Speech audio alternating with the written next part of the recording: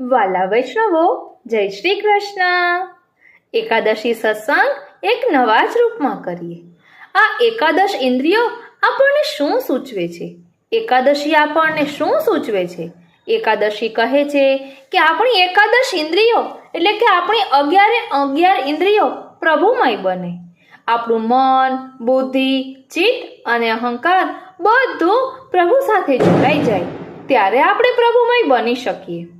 તો આ એકાદશ ઇન્દ્રિયોને પ્રભુમય કઈ રીતે બનાવી તે સત્સંગ આપણે કરીશું. હું મના તુરી આપ સર્વે વૈષ્ણવોનું આજના આ અલૌકિક સત્સંગમાં હાર્દિક સ્વાગત કરું છું. વાલા વૈષ્ણવો, આંખોની વાત કરતા યાદ આવે, દર્શન કો નૈના તપે, વચન સુનન કો કાન, મિલવે કો હિયરા તપે, મેરે જીય કે જીવન પ્રાણ. એટલે આંખોની વાત કરતા દર્શન યાદ આવે. આંખોની સાર્થકતા શેમાં છે? જ્યારે તે પ્રભુના દર્શન કરે ત્યારે. એટલે જ તો આપણા શ્રી સ્વામિનીજીએ પણ એમની વિરહ ભાવનામાં દર્શાવ્યું છે ને. અને શ્રી હરિરાય મહાપ્રભુજીએ પણ 12મા શિક્ષાપત્રમાં એ ભાવને દર્શાવ્યો છે.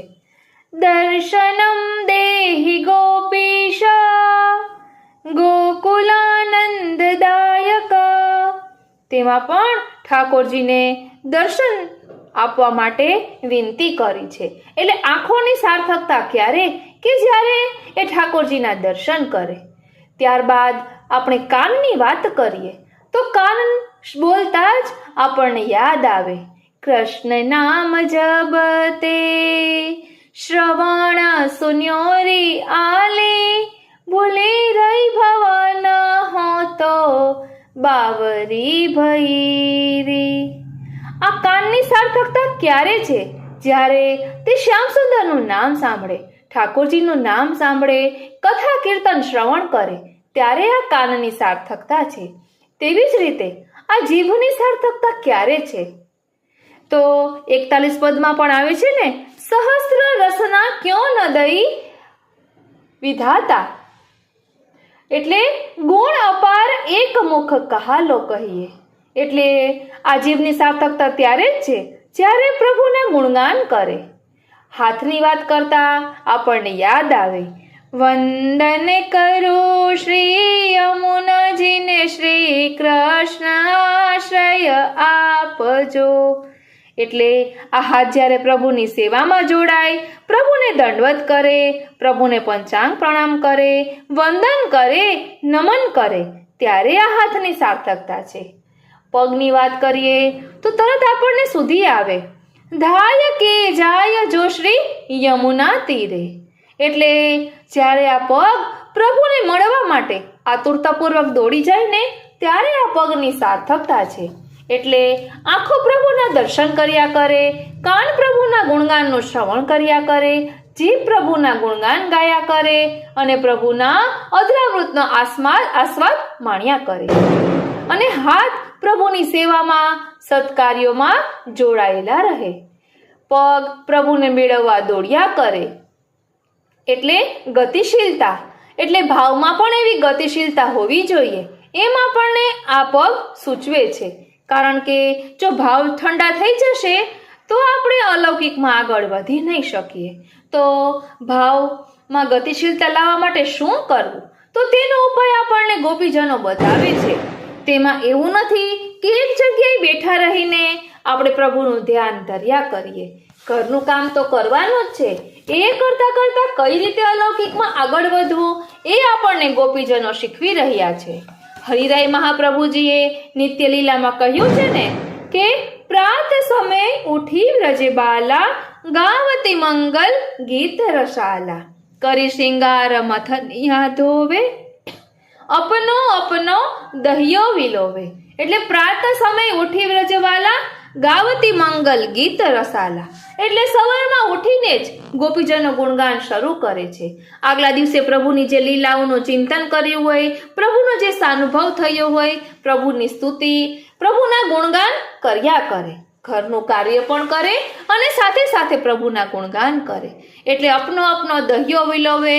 એટલે દધી મથન કરતી હોય તો પણ હાથ દધિમથન કરે છે, મનમાં મનોમંથન ચાલી રહ્યું છે કે પ્રભુ ફરી આવી કૃપા ક્યારે કરશે, અને જીભ ગુણગાન કરી રહી છે અને ચિત્ત પ્રભુમાં ચોટેલું છે. એટલે શ્રી મહાપ્રભુજીએ કહ્યું છે ને કે ચિત્તનું પ્રભુમાં પોરવાવું તેનું નામ સેવા. એટલે જ આપણે ષોડશ ગ્રંથમાં આવે છે ચેતસ્ત પ્રવણમ સેવા, એવું સિદ્ધાંત મુક્તાવલીમાં આપણા શ્રી મહાપ્રભુજીએ આજ્ઞા કરી છે. એટલે આપણું ચિત્ત પ્રભુમાં જોડાઈ જવું જોઈએ. આ એકાદશી આપણને એ શીખવે છે કે આપણી એકાદશ ઇન્દ્રિયો આ રીતે પ્રભુમાં જોડાઈ જાય. વાલા વૈષ્ણવો, કોઈ પણ એક સ્વરૂપમાં તો આસક્તિ હોવી જ જોઈએ. મહાપ્રભુજીના સ્વરૂપમાં આસક્તિ હોય તો સબન તે શ્રી વલ્લભ નામ ભલો. યાહી મેં ગોકુલ, યાહી મેં વૃંદાવન, યાહી મેં વ્રજમંડલો. સબન તે શ્રી વલ્લભ નામ ભલો. ગિરિરાજજીના ગુણગાન કરવાનું મન હોય તો લલિત વ્રજદેશ ગિરિરાજ રાજે. આ પદનું ગાન શ્રી ગુસાઈજી દરરોજ રાત્રે 3 વખત શ્રવણ કરતા અને ગોવિંદ સ્વામી 3 વખત આ પદનું ગાન કરતા. એવું આ પદ છે. યમુનાજીના સ્વરૂપમાં આસક્તિ હોય તો વારંવાર શ્રી યમને ગુણગાન કીજે. યહી રસ નાતે ભજો નામ રસ અમૃત, ભાગ્ય જાકે હે સોઈ ચૂકીજે. અને શ્રીનાથજી અને શ્રી ગુસાઈજીના સ્વરૂપમાં આસક્તિ હોય તો નવાખ્યાન છે જ. વંદો શ્રી વિઠ્ઠલ વર સુંદર, નવ ઘન શ્યામ તમાલ. જગતી તલ ઉદ્ધાર કરવા, પ્રગટ્યા પરમ દયાલ. એટલે કોઈ પણ પ્રકારે કોઈ પણ માર્ગે આપણે જઈશું, પહોંચીશું તો પ્રભુના ચરણારવિંદ સુધી જ. માટે આપને જે સ્વરૂપમાં આસક્તિ હોય તે સ્વરૂપના ગુણગાન કરવા, એમની પ્રસન્નતા મેળવવા માટે, નહીં કે કોઈ લૌકિક કામનાઓ માટે. એ વાત તો આપણે ખાસ ધ્યાનમાં જ રાખવાની છે. આપણને નિરોધ સિદ્ધ થાય તો જ આપણે કોઈ પણ સાંસારિક કાર્યોમાં પણ જોડાયેલા હોય છતાં પણ આપણું જીવન પ્રભુમય બની રહે અને આપણે સંસારમાં ન ખેંચાઈએ. નિરોધનું આવું સ્વરૂપ છે. વાલા વૈષ્ણવો, એટલે જ ભાગવતજીમાં દશમ સ્કંદને નિરોધ લીલા કહેવામાં આવી છે. તેમાં પણ પ્રભુએ અલગ અલગ પ્રકારે ભક્તજનોનો, વ્રજવાસીઓનો નિરોધ કર્યો છે. એમના 5 અવિદ્યાઓને દૂર કરી છે. પંચપર્વ અવિદ્યા જેને કહેવામાં આવે છે, દેહાધ્યાસ, ઇન્દ્રિયાધ્યાસ, અંતઃકરણાધ્યાસ, સ્વરૂપ વિસ્મૃતિ એક ભૂલાઈ ગયું છે. એટલે આવા 5 અધ્યાસોને પણ શ્રી ઠાકોરજીની કૃપાથી દૂર કરી અને ઠાકોરજીના સાનુભવ આપણે કરી શકીએ છીએ. આવું સ્વરૂપ નિરોધનું છે. એટલે તો શ્રી મહાપ્રભુજીએ નિરોધ લક્ષણ ગ્રંથમાં પણ આજ્ઞા કરી છે કે જેવું યશોદા મૈયાને અને ગોપીજનોને દુઃખ થયું હતું એવા દુઃખનો અનુભવ મને ક્યારે થશે. એટલે શ્રી મહાપ્રભુજીએ પણ આવી માગણી કરી છે કે મને પણ આવો દુઃખનો અનુભવ ક્યારે થશે. બાકી કોઈ આ જમાનામાં દુઃખ માંગે ખરી? કુંતી માતાએ પણ દુઃખ માંગ્યું હતું, કારણ કે એમને ખબર હતી કે જો દુઃખમાં જ આપણે પ્રભુને યાદ કરીએ છીએ અને સુખમાં તો આપણે પ્રભુને ભૂલી જઈએ છીએ. માટે કુંતી માતાએ પણ દુઃખ માંગ્યું હતું. તો આપણે કહેવાય છે કે સેવા દ્વારા નિરોધ પ્રાપ્ત થાય છે, એવું આપણે સાંભળ્યું છે. તો નિરોધ પુષ્ટિ માર્ગનું પરમ ફળ છે. તો નિરોધ એટલે શું? તો તે માટે અહીં ખૂબ જ સુંદર જવાબ આપ્યો છે કે આપણે આગળ સમજી ગયા છીએ કે સેવા એટલે ભક્તિ. અને શ્રી મહાપ્રભુજીએ ભક્તિને વૃક્ષ સાથે સરખાવી છે. વૃક્ષનો જેમ જેમ વિકાસ થતો જાય તેમ તેમ તેને સુંદર પાન આવે, પછી ફૂલો બેસે અને છેવટે ફળ આવે, ત્યારે વૃક્ષ પરિપૂર્ણ થયું કહેવાય. આપણા ભક્તિરૂપી વૃક્ષની પણ આ 3 અવસ્થા છે. સેવા કરતા લૌકિકમાંથી આપણો રાગ એટલે આકર્ષણ ઘટે અને શ્રી ઠાકોરજીમાં આપણો પ્રેમ વધે. આ પ્રેમ અવસ્થા એ ભક્તિરૂપી વૃક્ષને ફૂટેલા પાન છે. વૃક્ષ પાનથી છવાઈ જાય પછી તેના પર ફૂલ બેસે છે.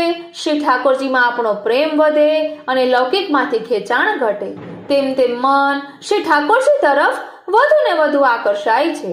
શ્રી ઠાકોરજીમાં આપણી આસક્તિ વધે છે. શ્રી ઠાકોરજી વિના ચેન પડતું નથી. સેવા છોડીને બીજા કોઈ કાર્ય કરવાનું મન થતું નથી. ગૃહસ્થાશ્રમની જવાબદારીઓ પણ સરખી રીતે બજાવી શકાતી નથી. આવી સ્થિતિને આસક્તિ કહેવામાં આવે છે. ભગવાનમાં આવી આસક્તિ એ વૃક્ષને આવેલા ફૂલ જેવી સ્થિતિ છે. ફૂલ પછી વૃક્ષ પર ફળ આવે છે. તેવી રીતે સેવામાં આપણી ભગવદ આસક્તિ વધુ ને વધુ દ્રઢ થાય તેમ તેમ આપણું ચિત્ત શ્રી ઠાકોરજીમાં વધારે ને વધારે લાગેલું રહે છે. મન શ્રી ઠાકોરજીમાં લાગેલું રહે તેને નિરોધ કહેવામાં આવે છે. ધ્યાન આપજો, આપણે અહીં નિરોધની વાત કરી રહ્યા છીએ. મન શ્રી ઠાકોરજીમાં લાગેલું રહે તેનું નામ નિરોધ કહેવાય. એટલે આપ ભલે ઘરનું કામ કરતા હોય, કંઈ પણ કરતા હોય, પણ જો આપનું મન અલૌકિકમાં હોય, આપનું ચિત્ત ઠાકોરજીની લીલાઓનું અનુસંધાન કરતી હોય તો આપણે નિરોધ સિદ્ધ થયો છે એ સમજી લેજો. અને ન થયો હોય તો આપણે આમાં આગળ વધવાનું છે કે નિરોધ કઈ રીતે સિદ્ધ થાય. એટલે પહેલા આપણે આપણી રચનાને ટેવ પાડીએ કે ભગવત ગુણગાન કરે. એ ગુણગાન કરતા કરતા એ સંસ્મરણમાં ક્યારે ફેરવાઈ જશે એ આપણને ખબર નહીં પડે. દરરોજ કરતા હશું તો એ ટેવથી અનાયાસે એ સમયે એ ગુણગાન પોતાની રીતે થવા લાગશે. એમ કરતા કરતા પછી રચનાને એવી ટેવ પડી જશે અને એમ કરતા પ્રભુમાં નિરોધ સિદ્ધ થઈ જશે. નિરોધ શબ્દના બે અર્થ છે. એક અર્થ છે કચડી નાખવું, મારી નાખવું, અને બીજો અર્થ છે સંપૂર્ણ ચોટી જવું. એટલે યોગ માર્ગમાં યોગની વિવિધ પદ્ધતિઓથી ચિત્તવૃત્તિનો નિરોધ કરવામાં આવે છે. ત્યારે તેમાં મન અને ઇન્દ્રિયોને દેહ દમન વગેરેથી કચડી નાખવાની, મારી નાખવાની પ્રક્રિયા થાય છે. પુષ્ટિ માર્ગમાં સેવા દ્વારા મનને મોહનમાં મેળવી દેવાની પ્રક્રિયા થાય છે. એટલે યોગ માર્ગના નિરોધ કરતા પુષ્ટિ માર્ગનો નિરોધ જુદો છે. આમાં મળી જવાનું છે, મરી જવાનું નથી. જ્યારે મનનો પ્રભુમાં સંપૂર્ણ નિરોધ થાય ને ત્યારે તે ભક્તને તેના દેહ ગેહ વગેરેનું ભાન રહેતું નથી. તેને વારે વારે મૂર્છા આવે છે, શરીર શિથિલ બની જાય છે, શરીરથી સેવા છૂટી જાય છે. પરંતુ તેનું મન પ્રભુમાં એવું લાગી ગયું હોય છે કે શ્રી ઠાકોરજી ભાવાત્મક સ્વરૂપે સતત તેના હૃદયમાં બિરાજી તેની પાસે માનસી સેવા કરાવે છે અને તેને અલૌકિક રસદાન કરે છે. આવી સ્થિતિમાં તે ભક્ત પ્રભુ વિના એક ક્ષણ પણ રહી શકતો નથી. આમ હૃદયમાં ચાલતી ભગવત લીલાનો અનુભવ કરાવતી આ અવસ્થાને વ્યસન અવસ્થા અથવા સર્વાત્મ ભાવની અવસ્થા પણ કહેવામાં આવે છે. તે જ પુષ્ટિ માર્ગનો નિરોધ છે. આ જ પુષ્ટિ માર્ગનો પરમ ફળ છે. એટલે નિરોધ સિદ્ધ થાય ત્યાં સુધી સેવા દ્રઢતાથી કરવી જોઈએ. અને વાલા વૈષ્ણવો, એમ કહેવાય છે ને કે સેવા ભાવ પ્રધાન છે. અને કેટલાક એમ કહે છે કે સેવા બાલ ભાવથી કરવી જોઈએ, અને કેટલાક એમ કહે છે કે સેવા પતિ ભાવથી પણ કરી શકાય. તો બાલ ભાવથી સેવા કરવાનું કારણ શું? સેવામાં ખરેખર કયો ભાવ રાખવો જોઈએ? તો તેનો ખુલાસો કરતા અહીં કહે છે કે આપણે આપણી બુદ્ધિથી ભાવ ગ્રહણ કરી શકતા નથી. શ્રી ઠાકોરજીને આપણી સેવા દ્વારા આપણી પાસેથી જે ભાવ માણવાની ઈચ્છા હશે ને એ ભાવ તેઓ આપણા હૃદયમાં પ્રગટ કરશે. સેવા કરવા માંડીએ એ પહેલા ભાવ જાગતો નથી. જેમ જેમ સેવામાં આગળ વધતા જઈએ ને તેમ તેમ એક ચોક્કસ ભાવ આપણા મનમાં આકાર લે છે. શ્રી ભાગવતજી કહે છે કે આપણે શ્રી ઠાકોરજીને જે દ્રષ્ટિથી જોઈશું એ સ્વરૂપે તેઓ આપણને પ્રાપ્ત થશે. મથુરામાં કંસની સભામાં ભગવાન શ્રી કૃષ્ણ પધાર્યા ત્યારે ત્યાં હાજર રહેલા જુદા જુદા લોકોને શ્રી કૃષ્ણના જુદા જુદા સ્વરૂપે દર્શન થયા હતા. સ્ત્રીઓને કામદેવ સ્વરૂપે, ઋષિમુનિઓને પરમ તત્વ સ્વરૂપે, મલ્લોને મહામલ્લ સ્વરૂપે અને કંસને કાલ સ્વરૂપે દર્શન થયા હતા. જેના હૃદયમાં ભગવાને જે ભાવ પ્રેર્યા એ ભાવની દ્રષ્ટિથી તેમણે દર્શન કર્યા. આમ ભાવ પ્રભુ પ્રેરિત છે, આપણી ઈચ્છાનો વિષય નથી. એટલે ઘણા વૈષ્ણવોને બાલ ભાવ ન આવતો હોય તો એમાં ડરવાની જરૂર નથી. પ્રભુને જે ભાવનો અંગીકાર કરવો હશે એવા ભાવ પ્રકટ કરાવશે. શ્રી ઠાકોરજી સાથે વ્રજ ભક્તો સામાન્ય રીતે 3 પ્રકારનો ભાવ અનુભવે છે. શ્રી નંદ યશોદાજી વગેરે પ્રૌઢ વ્રજવાસીઓ બાલ ભાવથી શ્રી ઠાકોરજીને સેવે છે. તેમને શ્રી કૃષ્ણ પોતાના પુત્ર લાગે છે. બાલ ભાવ એટલે વાત્સલ્ય ભાવ. ગોપિકાઓને શ્રી કૃષ્ણ પોતાના પ્રિયતમ લાગે છે. તેથી તેઓ શ્રી કૃષ્ણને માધુર્ય ભાવથી નિરખે છે અને સેવે છે. માધુર્ય ભાવ એટલે કાંત ભાવ અથવા પતિ ભાવ. ગોપ બાલકો શ્રી કૃષ્ણને પોતાના સખા માને છે. તેમનામાં સખ્ય ભાવ મુખ્ય છે. જે વ્રજ ભક્ત જે ભાવથી તેમને સેવે છે તે ભાવથી તેઓ પોતાનો અનુભવ કરાવે છે. આપણે પણ આ 3 ભાવ પૈકી આપણા હૃદયમાં જે ભાવ જાગે તે ભાવથી શ્રી ઠાકોરજીને સેવવા જોઈએ. પુષ્ટિ માર્ગના સેવા પ્રકારમાં બાલ ભાવની મુખ્યતા બતાવવામાં આવી છે. તેના 2 કારણ છે. વાત્સલ્ય ભાવ હંમેશા શુદ્ધ અને નિષ્કામ હોય છે. તેમાં કોઈ વિકાર થવાનો સંભવ હોતો નથી. કોઈ પણ મનુષ્ય જ્યારે બાળકને પુત્ર માનીને વાલ કરે ત્યારે તે નિસ્વાર્થ હોય. બાળક પાસે કોઈ પોતાના દુઃખના રોદણા રડતું નથી. તેમ કરીને બાળકને ઓશિયાળું બનાવતું નથી. બાળક પાસે કોઈ કશું માંગતું નથી. આપણે બાળકને તેને મનગમતું આપીએ છીએ, તેની પાસેથી લેવાની આશા કરતા નથી. માટે વાત્સલ્ય એ શુદ્ધ સ્નેહનું સ્વરૂપ છે. એવી જ રીતે જ્યારે શ્રી ઠાકોરજીમાં બાલભાવ રાખીને આપણે સેવા કરીએ છીએ, બાલભાવ રાખીને આપણે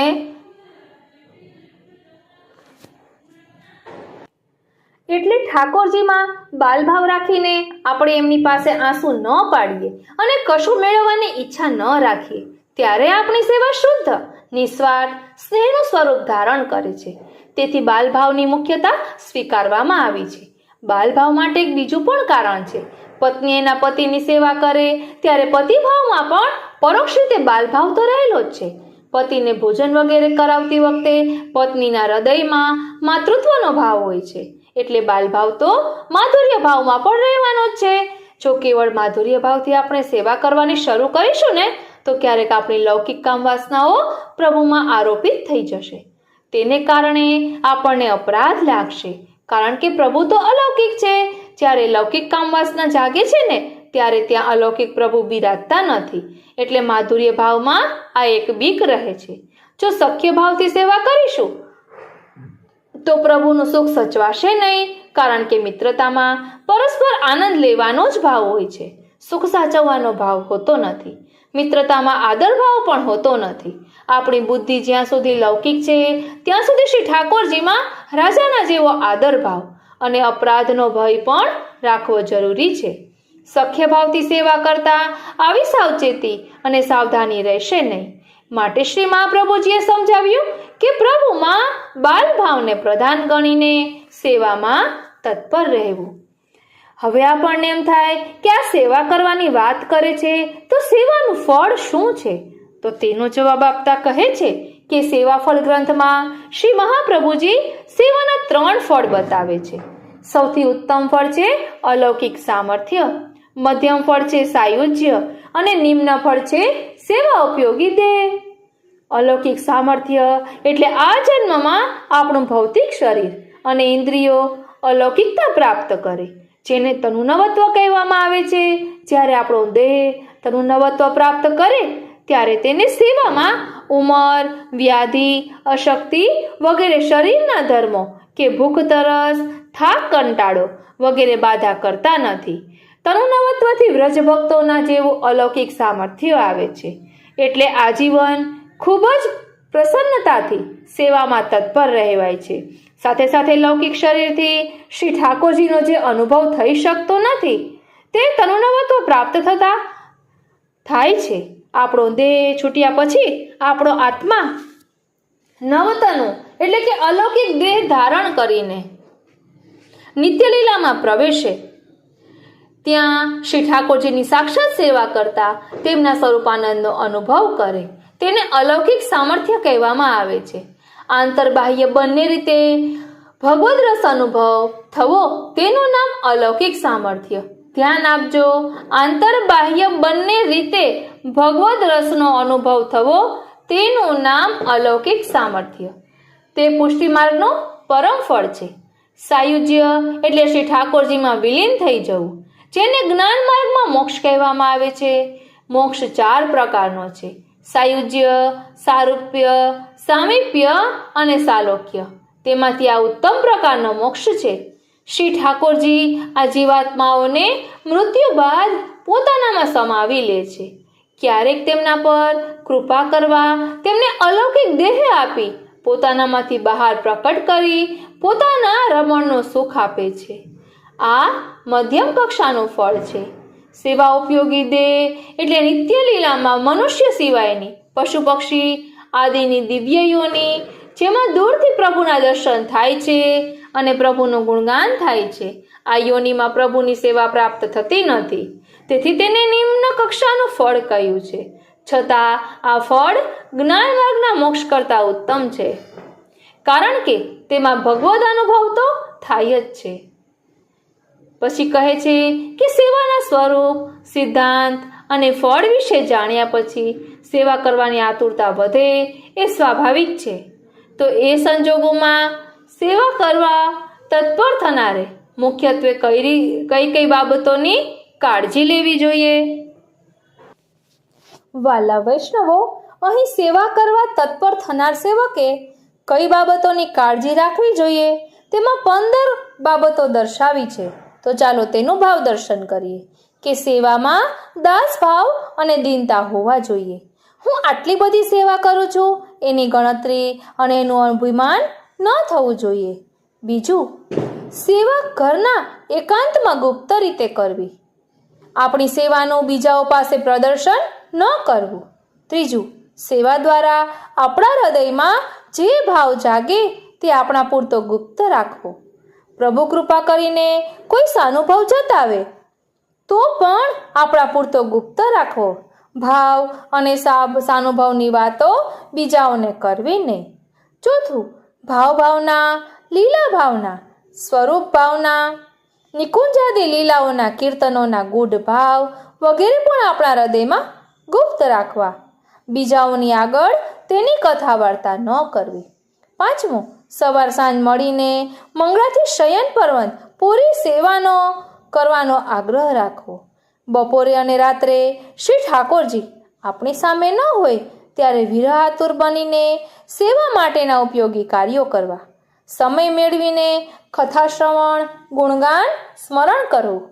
જેમાં અવૈષ્ણવ હોય છઠ્ઠું, જેઓ અવૈષ્ણવ હોય તેમને આપણા ઠાકોરજીના અને સેવાના દર્શન ન કરાવવા.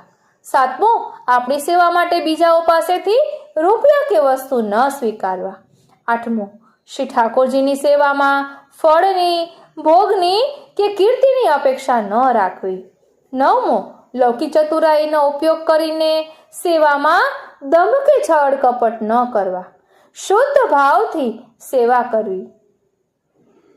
પ્રભુ અંતર્યામી છે, તેમાંથી કશું છુપાવી શકાતું નથી. સેવામાં અસંભાવના અને વિપરીત ભાવના ન કરવી. હવે 10મો પોઈન્ટ છે, સેવામાં અસંભાવના કે વિપરીત ભાવના ન કરવી. અસંભાવના એટલે શ્રી ઠાકોરજી આટલી બધી સામગ્રી આરોગ્ય છે કે કેમ એટલે શંકા કરી, અને તેઓ તો નાના બાળક છે, આટલું બધું કેવી રીતે આરોગે? આ અસંભાવના કહેવાય. અને શ્રી ઠાકોરજીની પેટમાં દુખશે એવો વિચાર કરો, તે વિપરીત લીલા છે, તે વિપરીત ભાવના છે. ધ્યાન આપજો. ફરી એકવાર, સેવામાં અસંભાવના અને વિપરીત ભાવના ન કરવી. તો અસંભાવના એટલે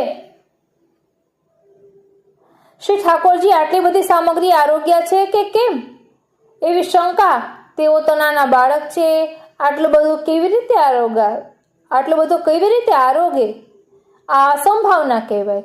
અને શ્રી ઠાકોરજી સર્વ સમર્થ છે, એ બધું જ આરોગી શકે છે એમ સમજવું. આટલું બધું આરોગતા શ્રી ઠાકોરજીને પેટમાં દુખતું હશે એવો વિચાર કરવો એ વિપરીત ભાવના છે.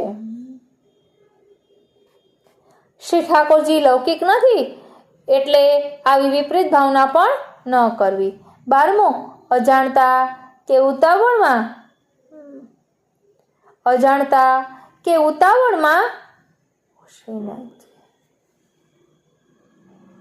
ઓ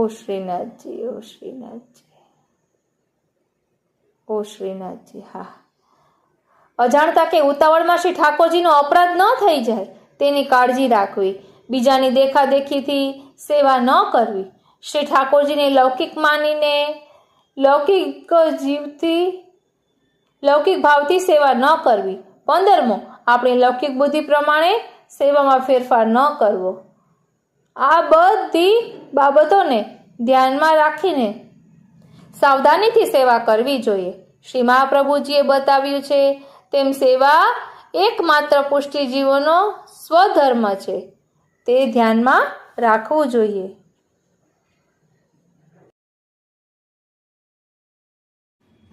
વાલા વૈષ્ણવો, શ્રી મહાપ્રભુજીએ દર્શાવેલા સેવાના સિદ્ધાંતને સમજીએ. સૌપ્રથમ સાર નવનીત જોઈએ.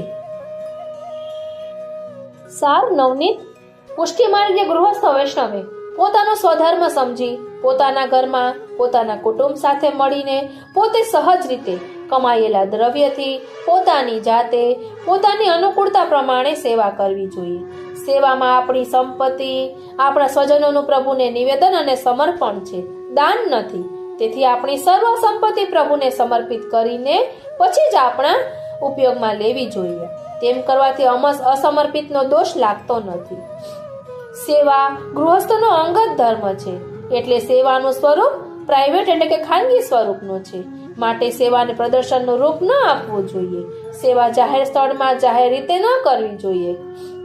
જો કોઈ પણ પ્રકારે સેવા ન જ બને તો ગૃહ ત્યાગ કરી તીર્થયાત્રા કથા શ્રવણ આદિ ઉપાયો કરવા જોઈએ.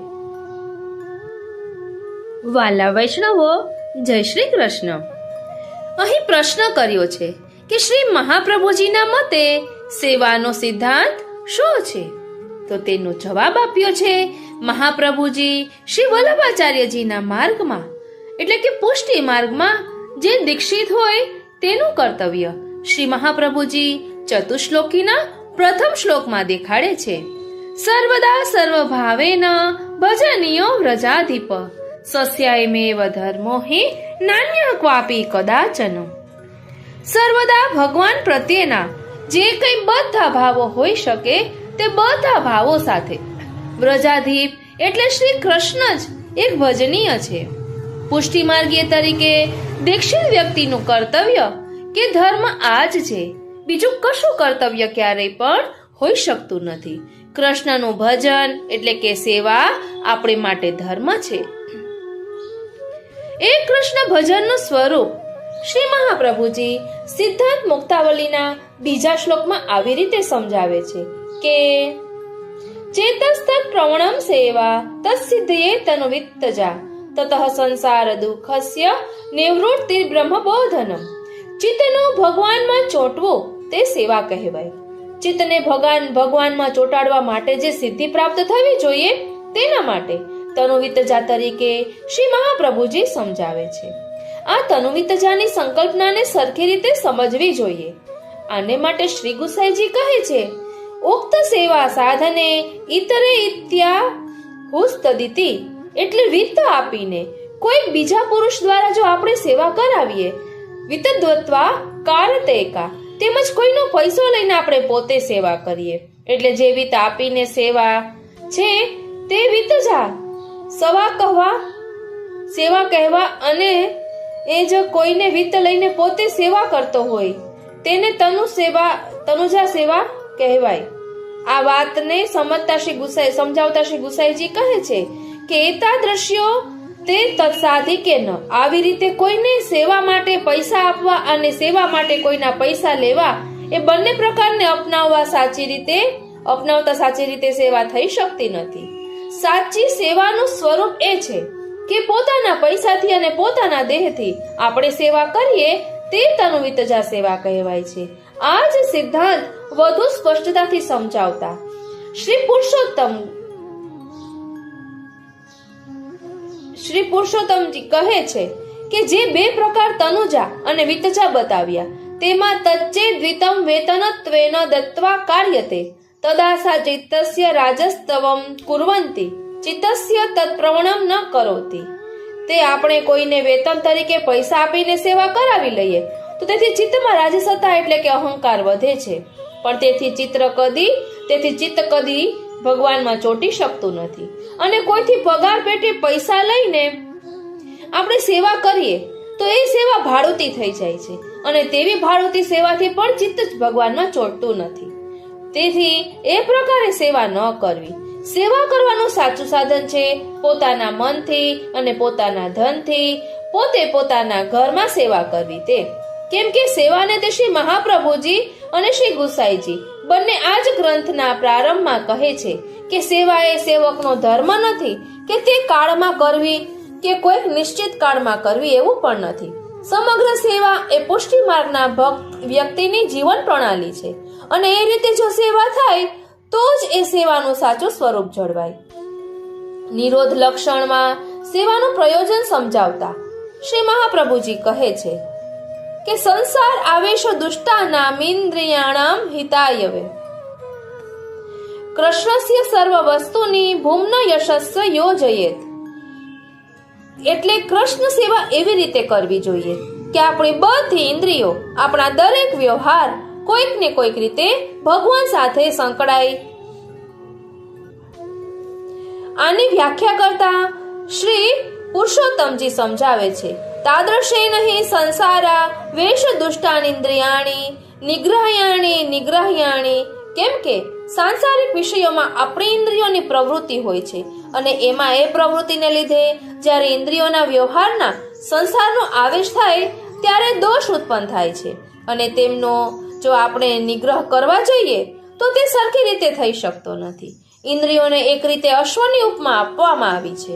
જેવી રીતે ઘોડાને સાવ છૂટો મૂકીએ તો ક્યાંય પણ લઈ જાય અને બહુ લગામ ખેંચીએ તો સવારને પટકી દે, તે રીતે ઇન્દ્રિયોની લગામ ખેંચવી નહીં અને વધારે છૂટી મૂકવી નહીં.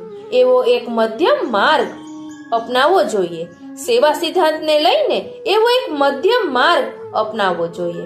સેવા સિદ્ધાંતને લઈને શ્રી પુરુષોત્તમજી કહે છે કે તાની ચ નિગૃહ્ય માણાની ક્ષોભમ જયંતી. એટલે ઇન્દ્રિયોનો જો સર્વથા નિગ્રહ કરવા જઈશું તો ક્ષોભ ઉત્પન્ન થશે. ક્ષોભ એટલે ફ્રસ્ટ્રેશન. તેથી એમનું સાચું સ્વરૂપ એ છે કે ઇન્દ્રિયોનો નિગ્રહ પણ ન કરવો અને મુક્ત પણ ન રાખવી, પણ જેમ બને તેમ બધી ઇન્દ્રિયોનો વ્યવહાર ભગવાન સાથે જોડી દેવો. દાખલા તરીકે જમવાનો શોખ છે તો પ્રભુને ભોગ ધરીને જમવું. પહેરવાનો શોખ છે તો પ્રભુને વસ્ત્ર ધરાવીને પહેરવું. સંગીત સાંભળવાનો શોખ છે તો પ્રભુ સંબંધી સંગીત સાંભળવું. એમ જે ઇન્દ્રિયોના જે શોખ છે એનો કોઈક રીતે ભગવાન સાથે સમન્વય જો આપણે જોડતા થઈએ તો ઇન્દ્રિયોના સંપૂર્ણ નિગ્રહ અને ઇન્દ્રિયોને સર્વથા મુક્ત રાખવાના જે ગેરલાભ છે તેનાથી આપણે બચી શકીએ. શ્રી આચાર્ય ચરણના મત મુજબ સેવા દરેક ગૃહસ્થનું આવશ્યક કર્તવ્ય છે. કેમ કે શ્રી આચાર્ય ચરણ આજ્ઞા કરે છે કે ગૃહમ સર્વાત્મના ત્યાજ્યમ તચ્ચેત્યુક્તમ ન શક્યતે કૃષ્ણાથજ્ઞ પ્રયુંજિત કૃષ્ણ સંસાર મોચક. તત્વાર્થ દીપ નિબંધની પ્રકાશ નામની ટીકામાં આ વર્ણન છે. ઘર છોડી દેવું જોઈએ, ઘરનો ત્યાગ કરવો જોઈએ. કેમ કે ઘરને લીધે આપણને આસક્તિ થાય છે પણ ઘરનો ત્યાગ કરી શકાતો નથી. તેથી ઘરનો વિનિયોગ કૃષ્ણની સેવામાં કરવો જોઈએ. ધનને સર્વથા છોડી દેવું જોઈએ પણ ધનનો ત્યાગ થઈ શકતો નથી. તેથી ધનનો કૃષ્ણ સેવામાં ઉપયોગ કરવો જોઈએ. કૃષ્ણની સેવામાં ઘર અને ધનનો ઉપયોગ લેવાથી ઘર અને ધનમાં જે અનર્થ રહેલા છે તે નિવૃત્ત થઈ જાય છે. અને તેથી શ્રી આચાર્ય શ્રી કહે છે ચેતસ્તત પ્રવણમ સેવા એતસ્ત સર્વમ પ્રયત્નેન ગૃહસ્થસ્ય પ્રકીર્તિતમ અન્યેષામ સંભવેતુ સ્યાધ્યતેઃ પર્યટનમ વરમ. આજે અમે સેવાનો પ્રકાર બતાવ્યો તે ગૃહસ્થ માટે બતાવ્યો. આ વિધાનનો ખુલાસો કરતા કહે છે કે બ્રહ્મચારી પ્રભુતિ નામ અપી સેવક સાધન સપત્વા વેતત કર્તવ્યમ. એટલે બ્રહ્મચારી પ્રવૃત્તિ નામ અપી સેવક સાધન સંપતા વેત કર્તવ્યમ. એટલે બ્રહ્મચારી હોય તેને પોતે સમૃદ્ધ હોય અને પોતાના સેવક સાધન સંપત્તિનો ઉપયોગ થઈ શકતો હોય તો બ્રહ્મચારીએ પણ એવી જ રીતે ઘરમાં શ્રી ઠાકોરજીની સેવા કરવી જોઈએ. જે ઘરમાં સેવા ન કરી શકતા હોય એમણે ઘર છોડી દેવું જોઈએ, ગૃહ ત્યાગ કરવો જોઈએ. એમના માટે બીજા ઉપાયો જેવા કે તીર્થયાત્રા, સંન્યાસ આદિના બતાવવામાં આવ્યા છે. ગૃહસ્થની સેવામાં 5 પ્રકારના દોષ હોય છે અને એવા દોષ જો થતા હોય તો ગૃહસ્થે પણ સેવા ન કરવી જોઈએ. એ દોષો ઉપર જો આપણે ધ્યાન આપીએ તો સેવાનું પ્રાઇવેટ નેચર, એકાંતિક પ્રકાર આપણને સમજાય છે. પહેલો દોષ એ છે જે સતત સેવામાં રુચિ ન જાગતી હોય અને જબરદસ્તી કરવી પડતી હોય તેને ગુજરાતીમાં વેઠ કહેવાય. તેવી વેઠ કરવી પડતી હોય તો તેને સેવા છોડી દેવી જોઈએ.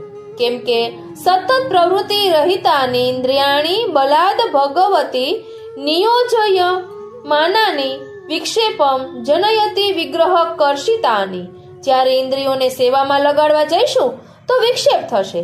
બીજો દોષ એ છે કે વૃદ્ધાવસ્થા કે વ્યાધિને લીધે જો શરીરમાં શારીરિક શક્તિ ન રહી હોય તો જબરદસ્તી સેવા ન કરવી જોઈએ. ત્રીજો દોષ એ છે કે સ્વસ્ય પરમ આગ્રહ ઉત્પત્યતે યેન તમસી પ્રવિષ્ટો ભગવંતમ ન સ્મરતી.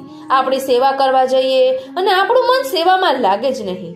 ચોથો દોષ એ છે કે લોકોનામ વા પીડામ કુર્યાન તત્ર પૂજાત્ય કતવ્યા. આપણી સેવાથી પાડોશીઓને કે પરિવારના લોકોને પીડા થતી હોય ત્યારે પણ આપણે સેવા છોડી દેવી જોઈએ. તદાદયંત્ર ત્રાપી તથાત્વે પરદેશો શૂન્ય દેવાલયે પૂજા વિધેયા. આપણી સેવાથી આપણા ઘરને, પરિવારને કે પાડોશીઓને પીડા થતી હોય તો તે ઘર સેવા ન કરતા કોઈ શૂન્ય દેવાલયમાં એટલે કે ઉજ્જળ મંદિર હોય જ્યાં કોઈ જતું ન હોય ત્યાં જઈને સેવા કરવી અને પાછા ઘરે આવી જવું. આટલા દોષ વગર જો સેવા થઈ શકતી હોય તો ગૃહસ્થે પોતાના ઘરમાં સેવા કરવી જોઈએ. ગૃહ સેવા ન થઈ શકતી હોય તો ઘરનો ત્યાગ કરવો જોઈએ. એ શ્રી આચાર્ય ચરણનો સિદ્ધાંત છે. આને જોતા સ્પષ્ટ ખ્યાલમાં આવે છે કે ગૃહ સેવા એ ગૃહસ્થના માટે બતાવેલ ધર્મ છે. જે ગૃહસ્થીમાં નથી રહી શકતા તે જે પોતાની ગૃહસ્થીમાં ભગવાનની સેવાને એડજસ્ટ નથી કરી શકતા એને માટે શ્રી મહાપ્રભુજી તીર્થ પર્યટન કે બીજા ઉપાયો દેખાડે છે. આ જ સંદર્ભમાં સિદ્ધાંત રહસ્ય નામના ગ્રંથમાં શ્રી મહાપ્રભુજી કહે છે, નિવેદિભિઃ સમર્પ્યેવ સર્વં કુર્યાદિતિ સ્થિતિઃ અન્યથા સર્વ દોષાણામ ન નિવૃત્તિઃ કથંચન અસમર્પિત વસ્તુનામ તસ્માદ વર્જનમ આચરે. એટલે જે પુષ્ટિ માર્ગમાં બ્રહ્મ સંબંધ લઈને દીક્ષિત થાય છે એને અસમર્પિત વસ્તુનો ત્યાગ કરવો જોઈએ. અસમર્પિત વસ્તુ એટલે જે ભગવાનની સેવામાં ઉપયોગમાં ન આવી હોય એવી વસ્તુથી બચવું જોઈએ. યતોસ્મિન માર્ગે ભગવત સંબંધા ભાવવત વસ્તુ સંસર્ગત્યેવ દોષત્વમ અતઃ સ્વાર્થ ભગવત સમર્પિત વસ્તુના વર્જનમાચરેત. સંસર્ગમપી ન કુર્યાદિત્યર્થ. કેમ કે જેનો ભગવાનથી સંબંધ જોડાયો તેવી વસ્તુને આપણા ઉપભોગમાં લાવી એ સેવાના સિદ્ધાંત માટે મેળ ખાતી વાત નથી.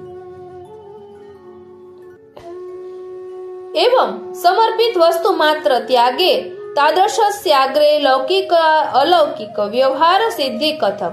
જો આવી રીતે અસમર્પિત વસ્તુનો ત્યાગ કરે તો દરેક વ્યવહાર કેવી રીતે ચાલે તેનો પ્રકાર બતાવે છે કે નિવેદિભિઃ એટલે જેમણે બ્રહ્મ સંબંધ દીક્ષા લીધી છે એમણે પોતાનું લૌકિક કે વૈદિક કાર્ય, દાખલા તરીકે પુત્રાદિના વિવાહ કે બ્રાહ્મણ ભોજન કે પોતાના ઉપભોગ માટે કે વૈદિક શ્રાદ્ધ ઇત્યાદિ એ બધા માટે ભગવાનને સમર્પિત કરીને જ લેવું જોઈએ.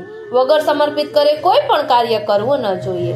જો આપણા ઘરની દરેક વસ્તુ ભગવાનને સમર્પિત કરવી હોય અને સેવા જો પ્રાઇવેટ સ્વરૂપની ન હોય તો ઘરની દરેક વસ્તુ ભગવાનને સમર્પણ કરવાની પ્રણાલી ન ભેકે.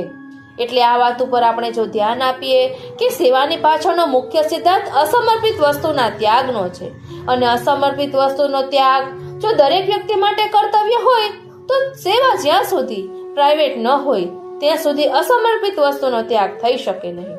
શ્રી પુરુષોત્તમજી આનો ખુલાસો કરતા કહે છે કે સર્વાત્મ સમર્પણાવસરે પોતાનું પોતાનું આત્મસમર્પણ જે વખતે કર્યું એટલે કે બ્રહ્મ સંબંધ દીક્ષા વખતે કર્યું તે વખતે નિવિદેતિહિ દારાદિભિહિ એટલે તે આત્મસમર્પણ વખતે પોતાના પરિવારના બધા સદસ્યો અને પત્ની, પુત્ર, પિતા આદિનો પોતાનું ઘર, પોતાનું ધન, સંપત્તિ વગેરેનું આપણે ભગવાનને સમર્પણ કરીએ છીએ. અને એ સમર્પણ કર્યું એટલા માટે મોઢેથી કહી દીધું કે મેં સમર્પણ કર્યું એટલું ન હોવું જોઈએ, પણ કોઈક ને કોઈક રીતે બધાનો ભગવત સેવામાં ઉપયોગ લઈ શકાતો હોય તેવો સેવાનો પ્રકાર ગોઠવવો જોઈએ. તેઓ કહે છે, તત્સર્વ ભગવતે તેષામ યથોચિત વિનિયોગ રૂપમ સમર્પણમ વિધાયે કુર્યાત. આનો ખુલાસો કરતા કહે છે કે શાસ્ત્રે નિવેદનમ દાનમ અર્પણમ ત્રિવિધમ સ્મૃતમ નિવેદનમ સમુદ્દેશ્ય દ્રવ્યસ્ય જ્ઞાપનમ મતમ દાનમ સ્વકીયતા ત્યાગઃ અસ્વાધ્યાદનમ વિધે અર્પણમ સ્વામી ભોગ્યસ્ય સ્વામીને જ્ઞાપનમ મતમ સુદદ્રષ્ટાંત દ્રષ્ટેન તદો ત્રિવિધમ પ્રેમેતિ ક્વચિત વૈષ્ણવ નિમંધે દર્શનાથ. એટલે નિવેદન, દાન અને સમર્પણ એ 3 પ્રકાર હોય છે. નિવેદન એટલે એક જાતનું ઇન્ટિમેશન. આપણે પ્રભુને જણાવીએ છીએ કે જે અહંતા મમતા મેં કેળવી એ મારા ગૃહ, પતિ પત્ની, પુત્રાદિમાં રહેલી મારી અહંતા મમતા મિથ્યા છે.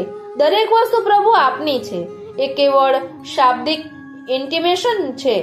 દાનનો મતલબ છે સ્વકીયતાનો ત્યાગ, એટલે ટ્રાન્સફર ઓફ ઓનરશિપ. આ નિવેદન અને દાન એ બંનેથી ત્રીજો જુદો પ્રકાર સમર્પણનો છે. અર્પણ સ્વામી ભોગ્યસ્ય સ્વામીને જ્ઞાપનમ મતમ. આપણે જેને સ્વામી માનતા હોઈએ એની સેવામાં જે ઉપયોગી વસ્તુ હોય તેના ઉપયોગમાં લેવી અને ઉપયોગથી બચે તે પાછી આપણા ઉપયોગમાં લઈ શકાય તેનું નામ સમર્પણ.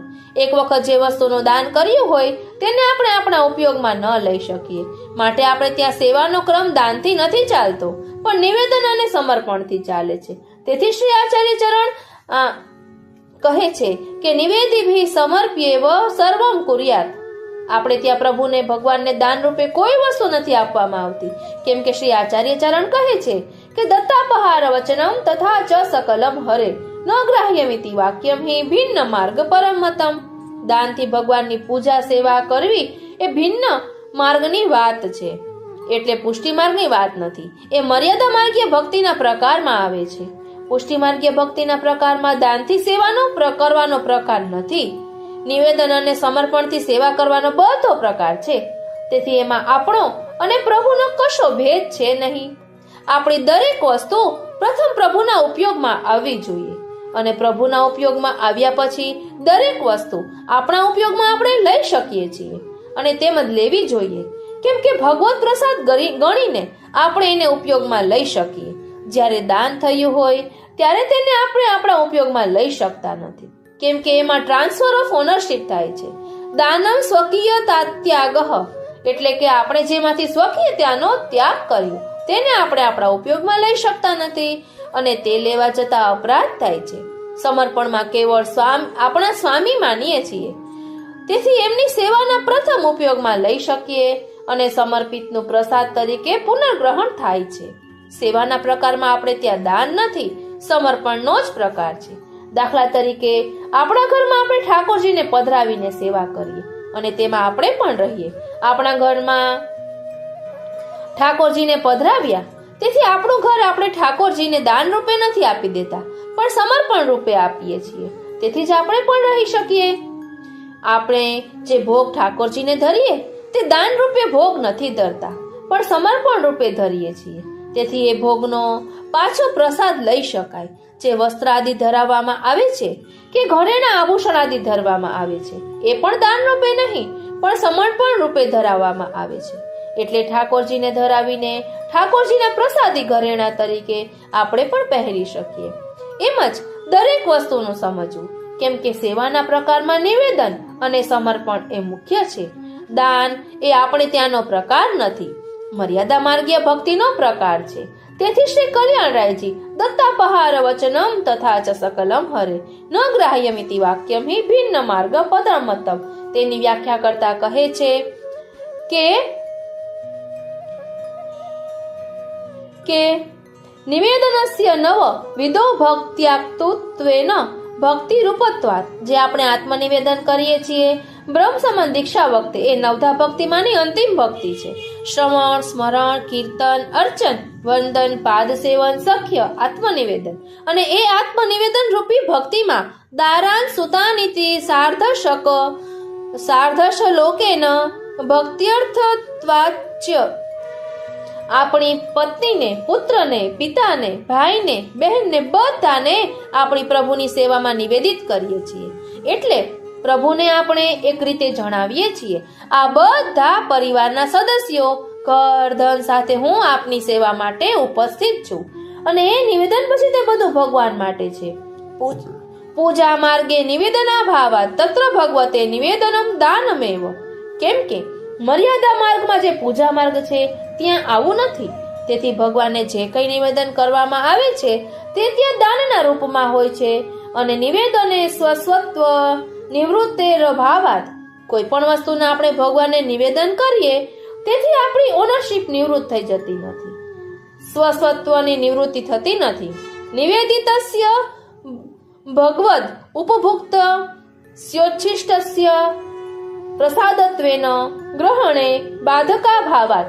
તેથી જ્યારે આપણે ભગવાનને નિવેદિત કરી દઈએ, સમર્પણ કરી દઈએ અને પાછું તે સમર્પિત પ્રસાદ તરીકે ગ્રહણ કરીએ તો તેમાં કંઈ બાધક નથી. જ્યારે દાનમાં પોતાનું સ્વત્વ નિવૃત્ત થઈ જાય છે, ઓનરશિપ ટ્રાન્સફર થઈ જાય છે, એટલે પૂજા માર્ગમાં જે કંઈ ભગવાનને નિવેદિત કર્યું હોય તે પાછું ગ્રહણ ન થઈ શકે. એ પછી ઘર હોય, સંપત્તિ હોય કે જે હોય તે, પણ પુષ્ટિ માર્ગીય સેવા પ્રકારમાં દાનનો આ પ્રકાર નથી. આ પ્રકારે તનુવિતજા સેવા અને પોતાના પરિવાર, ધન સંપત્તિ બધાનો સેવામાં વિનિયોગ કરીને ભગવાનના પ્રસાદથી પોતાનો આખો જીવન વ્યવહાર ચલાવવો એ સેવાનું બાહ્ય સ્વરૂપ અને બાહ્ય પ્રયોજન છે. એના વડે ભગવાનમાં ચિત્ત ચોંટાડવું એ આંતરિક સ્વરૂપ અને આંતરિક પ્રયોજન છે. ભગવાન પ્રત્યેનો આપણો ભાવ તેથી વધે છે. એ ભાવ વર્ધન માટે બ્રહ્મસૂત્રના અણુભાષ્યના 3 અધ્યાય 4 ભાગના 49મા સૂત્રમાં એમ કહે છે, અનાવિષ્કુર્વન્નવયાત. એટલે ભગવાનમાં સર્વ ઇન્દ્રિયોનો વિનિયોગ ગૃહસ્થીએ કરવો જોઈએ. તે કેવી રીતે કરવો જોઈએ તેને સમજાવતા કહે છે, ભગવદ ભાવસ્ય રસાત્મકત્વેન ગુપ્તસ્યૈવાભિદ્ધિ સ્વભાવ કૃત્વા દાશ્રમ ધર્મે રૈવ લોકેસ્વ ભગવદ ભાવ મનાવિષ્કુર્વન ભજન્ત્યે તદારાયન તે ધર્મઃ ઉક્તઃ. ચિત્ત ભગવાનમાં ચોંટાડવા માટે સેવા ભાવથી કરવી જોઈએ. એ ભાવ રસાત્મક હોવાથી જો ચોટે એટલે કે ગામમાં જાહેરમાં ફરીએ તો એ ભાવ વધી શકતો નથી. તેથી પોતાના સેવા સંબંધી ભાવને ગુપ્ત રાખવા અને પોતે જે આશ્રમમાં જે અવસ્થામાં હોય તેમ રહેવું. દાખલા તરીકે કોઈ ગૃહસ્થ હોય, ગૃહસ્થીના ધર્મ પ્રકટ રીતે આચરે. સંન્યાસી હોય તો સંન્યાસીનો ધર્મ પ્રકટ રીતે આચરે. પોતાનો સેવા ધર્મ પ્રકટ રીતે આચરણ કરવાનો નથી. એટલે સેવા સંબંધી પોતાના ધર્મ અને ભાવને પ્રગટ કર્યા વગર એકાંતમાં સેવા કરવી જોઈએ. એવી રીતે જો સેવા કરીએ તો જ સેવાનું મુખ્ય પ્રયોજન જળવાય છે, નહીં તો જળવાતું નથી. ગોપને મુખ્ય હેતુ મહાન્વયાદિતિ યતો ભગવતા સમન્વયમ સંબંધ પ્રાપ્ય વર્તતે તસ્થા. કેમ કે યાવદંતઃકરણમ સાક્ષાન પ્રભુઃ પ્રાકટ્યમ નાસ્તિ તાવદેવ બહિરાવિષ્કરણમ સંભવતિ. પ્રાકટ્યમ તુ ન તથા સંભવતીતિ જ્ઞાપિતમ. જ્યાં સુધી હૃદયમાં ભગવાનનું પ્રાકટ્ય નથી ત્યાં સુધી જ ભગવાનના સેવા સંબંધી ભાવનું આપણે પબ્લિકમાં એક્ઝિબિશન, જાહેર પ્રદર્શન કરી શકીએ છીએ. એક વખત હૃદયમાં જો ભગવાન પ્રગટ થાય તો એ ભાવ અને સેવાનું એક્ઝિબિશન એટલે કે પ્રદર્શન હોતું નથી. આમાં ધ્યાન દેવાની વાત એટલી જ છે કે સેવાનું અંતરંગ પ્રયોજન આપણા ઘરની એક જીવન પ્રણાલી તરીકે સેવાને સ્વીકારવાનું છે, કર્મકાંડ રૂપે નહીં. અને ઘરમાં એક જીવન પ્રણાલી રૂપ સેવાને સ્વીકારીને પણ એનું ગામમાં પ્રદર્શન કરવાનું નથી. પોતાની મેળે શાંતિથી ઘરમાં પ્રાઇવેટ એટલે કે ખાનગી રૂપે જ સેવા કરવાની હોય. મંદિરોમાં વૈષ્ણવો આવતા થયા, દર્શન કરતા થયા, કારણ કે આરંભમાં વૈષ્ણવોનો અને મહારાજાનો એવો પારિવારિક ઘનિષ્ઠ સંબંધ હતો. તેથી તેમને આવવા અને દર્શન કરવાની છૂટ મળી. જતે દહાડે પોપ્યુલેશન એટલે કે વસ્તી વધી ગઈ અને 1/10 થઈ ગયા. બધા દર્શન કરવા માંડ્યા. ત્યારે એવા સિદ્ધાંત તરફ લક્ષ્ય રહ્યું નહીં અને આજે આપણને એવું લાગે છે કે બધા દર્શન કરવા આવે છે. વસ્તુતઃ એમને જ દર્શન કરવા દેવા અને કરાવવા જોઈએ કે જેની સાથે આપણો પરિવાર જેવો સંબંધ હોય. ગામની દરેક વ્યક્તિ આપણા સેવાના દર્શન કરી શકતી નથી અને કરે તો સેવાનું સાચું સ્વરૂપ જળવાઈ શકતું નથી. તેથી સેવામાં ઉપયોગી સ્થળ, સેવામાં ઉપયોગી દ્રવ્ય, સેવામાં ઉપયોગી જે આપણા સહાયકો છે એ બધાની વ્યવસ્થા સમજાવતા શ્રી આચાર્ય ચરણ કહે છે, યથા સુંદરતામ યાતિ વસ્ત્રેરાભરણેરપી અલંકુર્વિતમ સપ્રેમ તથા સ્થાન પુરઃ સરમ. સેવા એવી રીતે કરવી જોઈએ કે જે કરવા જતા આપણું પ્રભુમાં ચિત્ત ચોંટે, પ્રભુમાં પ્રેમ વધે. તેવી રીતે પ્રેમપૂર્વક સેવા કરવી જોઈએ.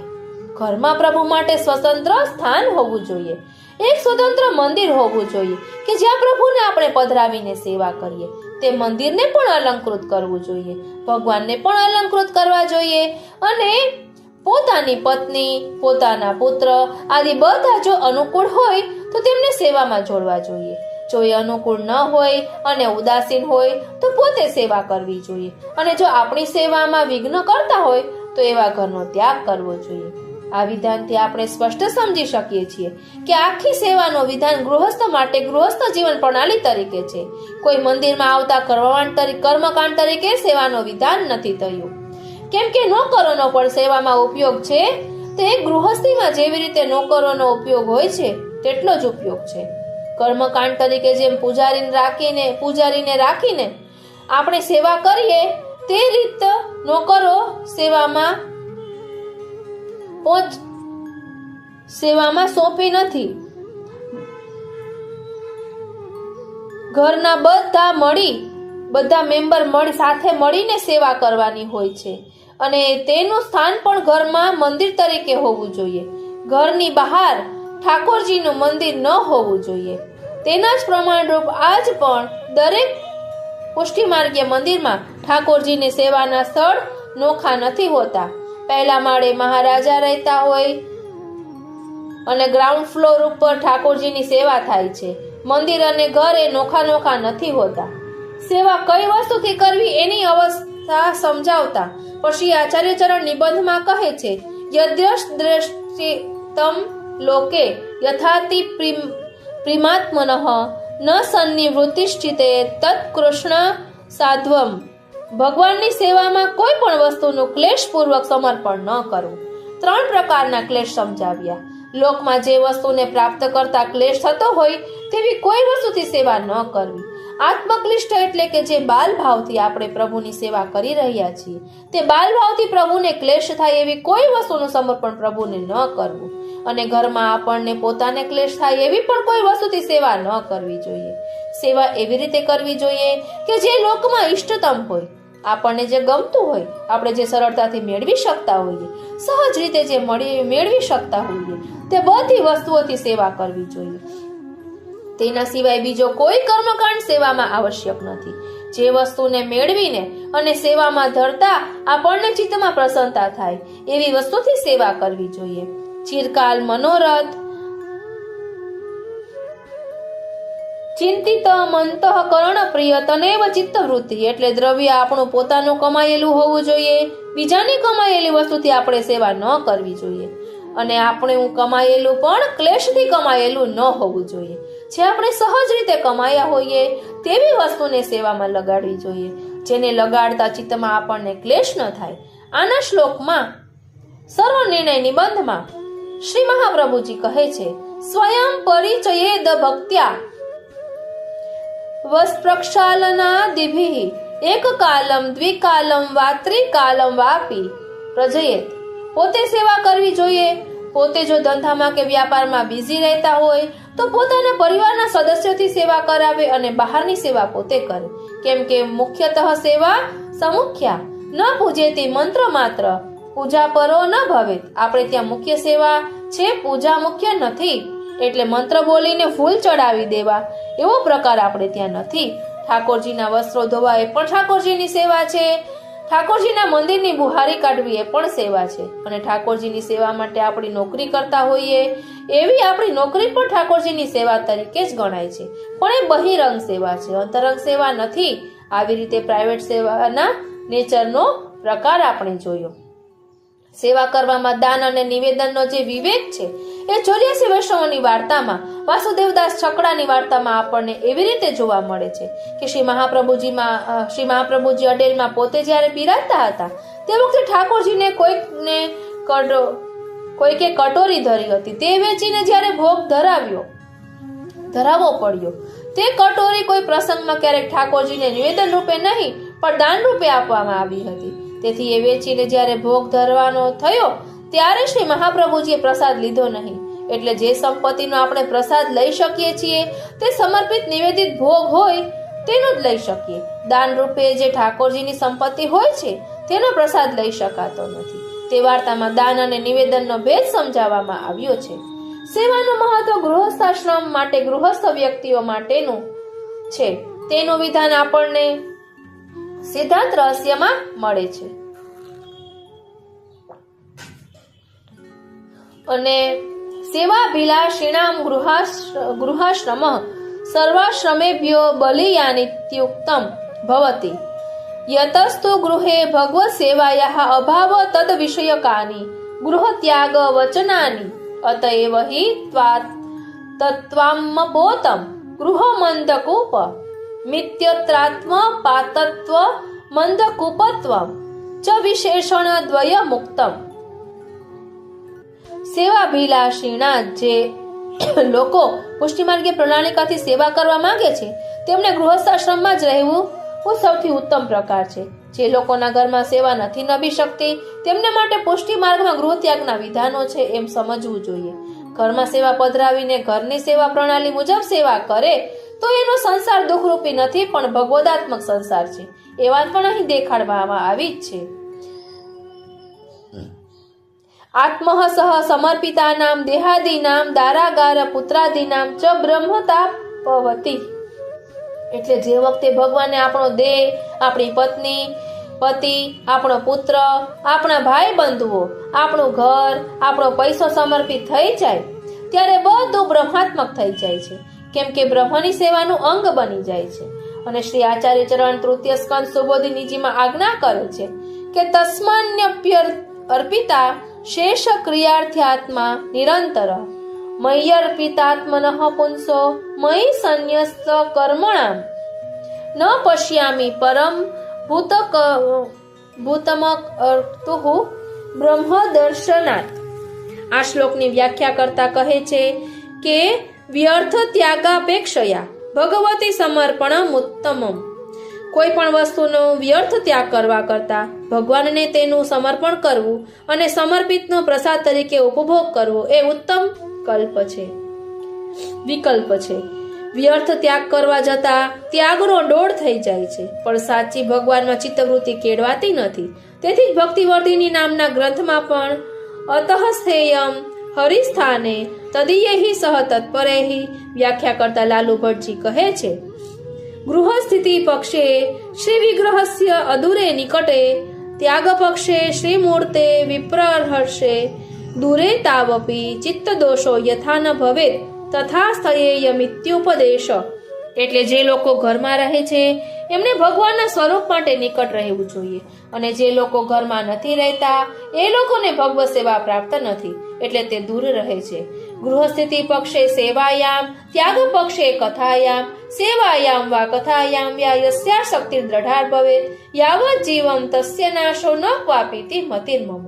એટલે ભગવાનની સેવામાં અથવા ભગવાનની કથામાં જેની દ્રઢા શક્તિ છે તેનો કદી નાશ નહીં થાય એવું શ્રી મહાપ્રભુજીએ ભક્તિવર્ધિનીમાં કહ્યું છે.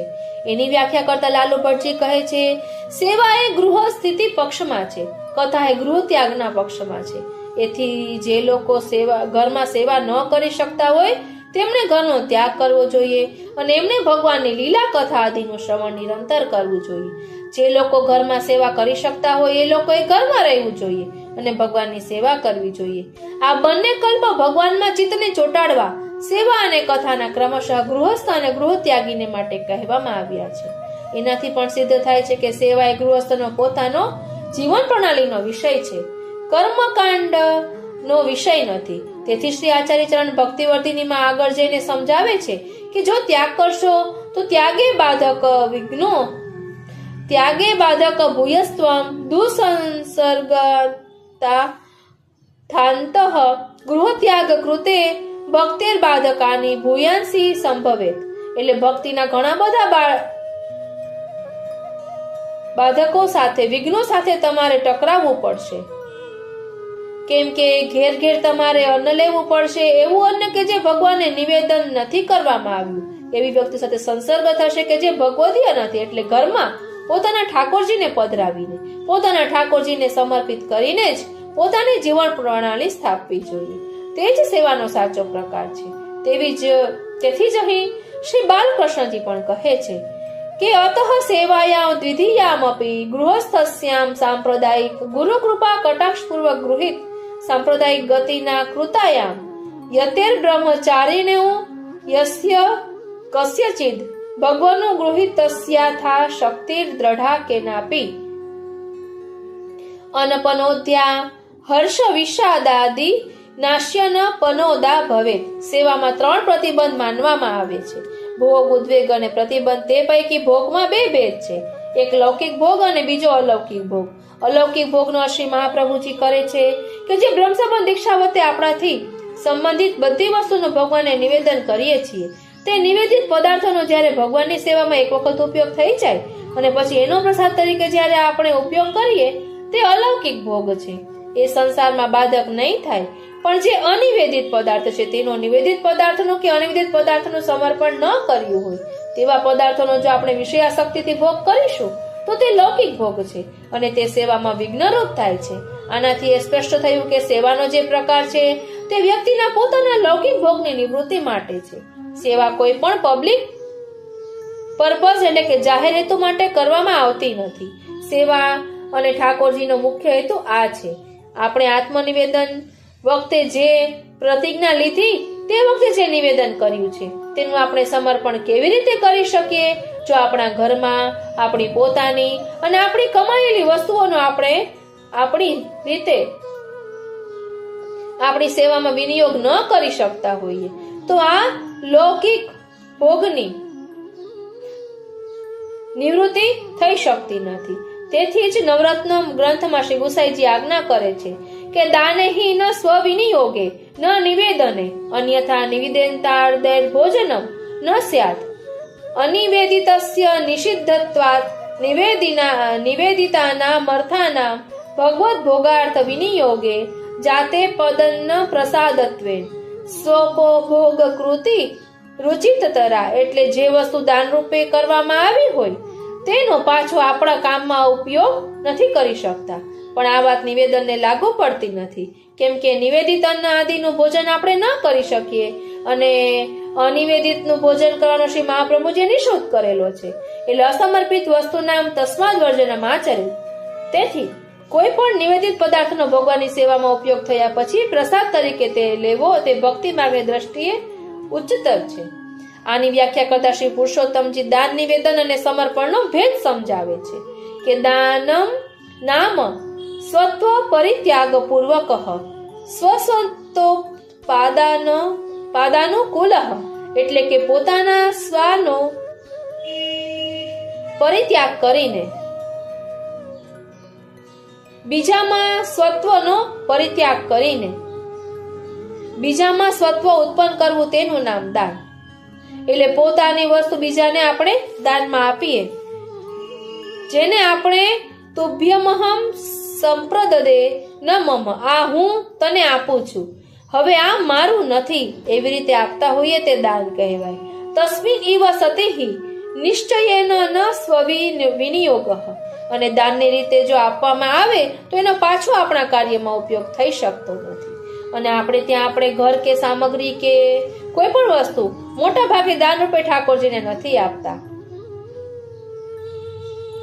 પણ નિવેદન રૂપે જ આપીએ છીએ. નિવેદનમ તુ સ્મર્તવ્યમ તદીયત્વાદ અનુસંધાન પૂર્વક સ્વત્વાભિમાન ત્યાગાનુકૂલ તુભ્યમ સમર્પયામી નિવેદયામી.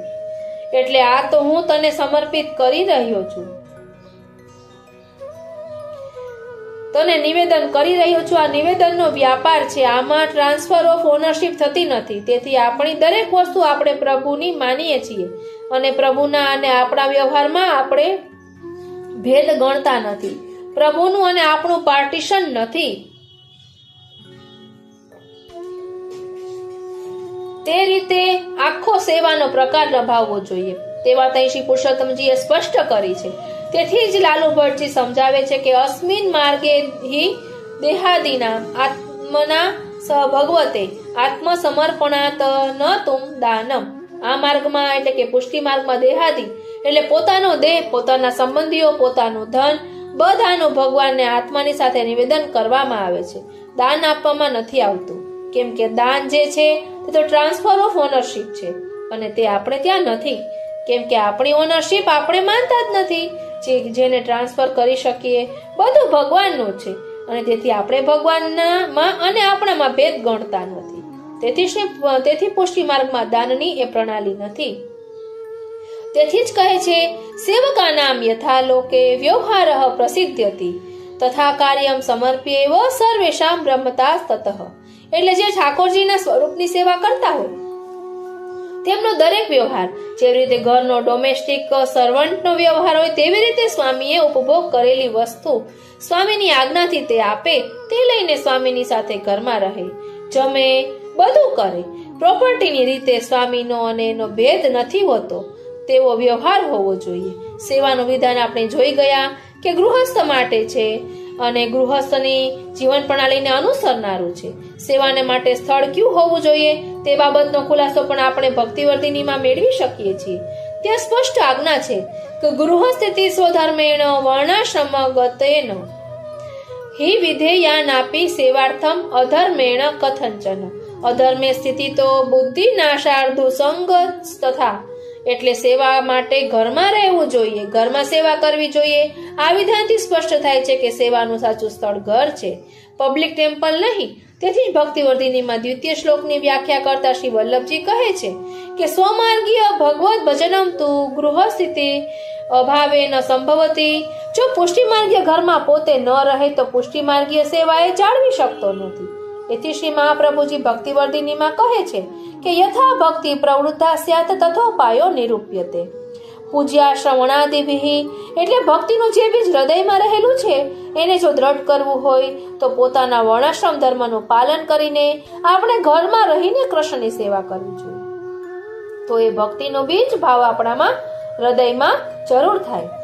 આ વિધાનથી સ્પષ્ટ થાય છે કે સેવાનું સ્થળ એ પબ્લિક પ્લેસ નથી, પણ ગૃહસ્થ વ્યક્તિનું પોતાનું ઘર જ સેવા માટે ઉત્તમ છે. તેથી જ્યારે શ્રીનાથજીનું મંદિર બનાવવાનું હતું તેવું શ્રી આચાર્યચરણે આગ્રહ કર્યો હતો. તેવા 84 વૈષ્ણવના ચરિત્રમાં પૂર્ણ શક્તિની વાર્તામાં આવે છે.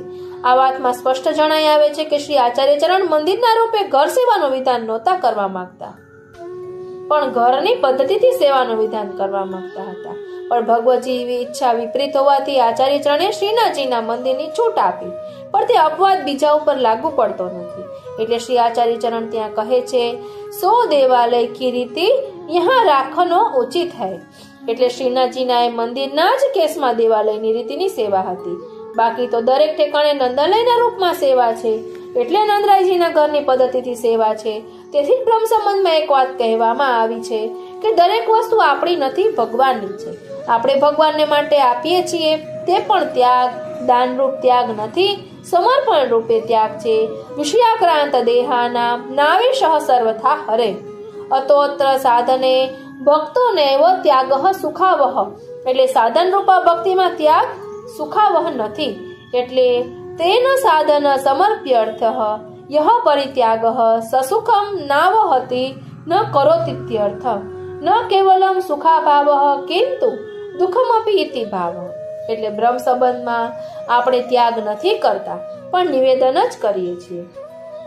આપણો જેની સાથે પરિવાર જેવો સંબંધ હોય છે તે વ્યક્તિ જો આપણને આપણા ઠાકોરજી માટે કોઈક વસ્તુ ઠાકોરજીની સેવા માટે આપે તો આપણે પરિવારની ભાવનાથી લઈ શકીએ છીએ, પણ એને ઠાકોરજીની સેવામાં વાપરવી કે ન વાપરવી એ આપણા મનની વાત છે. એનો ખુલાસો શ્રી ગિરધરજીના વચનામૃતમાં છે. ઇન્દોરની એક શેઠાણીએ સોનાનું પલનું આપ્યું હતું અને એ પલનું કાકાજી મહારાજે ઠાકોરજીની સેવામાં વાપર્યું નહીં, પણ હોલકરને આપી દીધું. એ વાતથી ત્યાં સિદ્ધ થયું કે પ્રભુ માટે મળેલી વસ્તુ વાપરવી કે ન વાપરવી એ આપણા મનની વાત છે. કેમ કે ભાવ ઉચિત ન દેખાયો, તેથી એમણે ઠાકોરજીની સેવામાં ન વાપર્યું. અને તેથી બ્રહ્મ સંબંધની દીક્ષામાં દરેક વસ્તુની સાથે પોતાના પરિવારના સગા સંબંધીઓ, પત્ની, પુત્ર, પતિ આદિનો અને ઘરનો પણ ખાસ ઉલ્લેખ કરવામાં આવે છે કે હું ઘર પણ સેવા માટે સમર્પિત કરી રહ્યો છું. ત્યાં દારા અને આગાર શબ્દ આવે છે. આગાર એટલે ઘર. આ સેવાનો પ્રકાર બતાવ્યો કે દરેક વ્યક્તિએ પોતાના ઘરમાં કમાયેલી સંપત્તિથી પોતે, પોતાના પરિવાર, સગા સંબંધીઓ સાથે કૃષ્ણ સેવા કરવી. ગુરુનું પણ આ જ કર્તવ્ય છે. અને એવી રીતે ગુરુ પોતે સેવા ન કરતો હોય તો ગુરુ થવા લાયક નથી. એવા શ્રી મહાપ્રભુજીએ સપ્રકાશત્વ દીપમાં કૃષ્ણ સેવા પરમ વીક્ષ્ય દંભાદિરહિતમ નરમ શ્રી ભાગવતત્વ ભજય નિજ્ઞાસુરાદારાત કહી વ્યાખ્યા કરતા શ્રી મહાપ્રભુજી જણાવે છે કે યોહી ગુરુ સેવામ ઉપદેક્ષ્યતિ સ સ્વયં ચેતામુત્તમા જાનીયા તદા કથમ ન સ્વયં કુર્યાદિતિ સેવા પરમ એવ ગુરુ. એટલે જે ગુરુ આવી સેવાનો ઉપદેશ આપતા હોય, સાધન તરીકે આ સેવાને ઉત્તમ ગણતા હોય, તે તો આવા પ્રકારે પોતે સેવા કેમ નથી કરતા? એટલે જ આવી રીતે સેવા કરતા હોય તે એને જ ગુરુ બનાવવા, દરેકને ગુરુ ન બનાવવા. આ વિધાનથી સ્પષ્ટ થઈ જાય છે કે આ જે સેવા પ્રણાલી છે, ગુરુના નિર્વાહ માટે પણ સેવા પ્રણાલી છે. અને ગુરુત્વ તેનામાં ત્યારે જ રહી શકે જ્યારે એને પોતાના ઘરે, પોતાની સંપત્તિથી, પોતાના ઠાકોરજીની સેવા કરે તો. જે ગુરુ દ્રવ્ય હોય તે વૈષ્ણવોથી લઈ શકાતું નથી. પદ્મનાભદાસજીની વાર્તામાં છે કે જ્યારે ગુરુ દ્રવ્ય અમને મોકલવામાં આવ્યું ત્યારે શ્રી ઠાકોરજીની સેવા માટે, ત્યારે પદ્મનાભદાસજીએ કહ્યું કે હવે અહીંથી આપણે ગૃહ ત્યાગ કરવો જોઈએ, કેમ કે ગુરુ દ્રવ્ય આપણે લઈ શકતા નથી. સાર નવનીત. પુષ્ટિ માર્ગે ગૃહસ્થ વૈષ્ણવે પોતાનો સ્વધર્મ સમજી પોતાના ઘરમાં પોતાના કુટુંબ સાથે મળીને પોતે સહજ રીતે કમાયેલા દ્રવ્યથી પોતાની જાતે, પોતાની અનુકૂળતા પ્રમાણે સેવા કરવી જોઈએ. સેવામાં આપણી સંપત્તિ, આપણા સ્વજનોનું પ્રભુને નિવેદન અને સમર્પણ છે, દાન નથી. તેથી આપણી સર્વ સંપત્તિ પ્રભુને સમર્પિત કરીને પછી જ આપણા ઉપયોગમાં લેવી જોઈએ. તેમ કરવાથી અસમર્પિતનો દોષ લાગતો નથી. સેવા ગૃહસ્થનો અંગત ધર્મ છે, એટલે સેવાનું સ્વરૂપ પ્રાઇવેટ એટલે કે ખાનગી સ્વરૂપનો છે. માટે સેવાને પ્રદર્શનનું રૂપ ન આપવું જોઈએ. સેવા જાહેર સ્થળમાં જાહેર રીતે ન કરવી જોઈએ. જો કોઈ પણ પ્રકારે સેવા ન જ બને તો ગૃહ ત્યાગ કરી તીર્થયાત્રા, કથા શ્રવણ આદિ ઉપાયો કરવા જોઈએ. સાચું કેજો વાલા વૈષ્ણવો, કેટલું જાણવા મળ્યું. ખૂબ જ સુંદર ખુલાસા સાથે અહીં સેવાનો સિદ્ધાંત દર્શાવ્યો છે.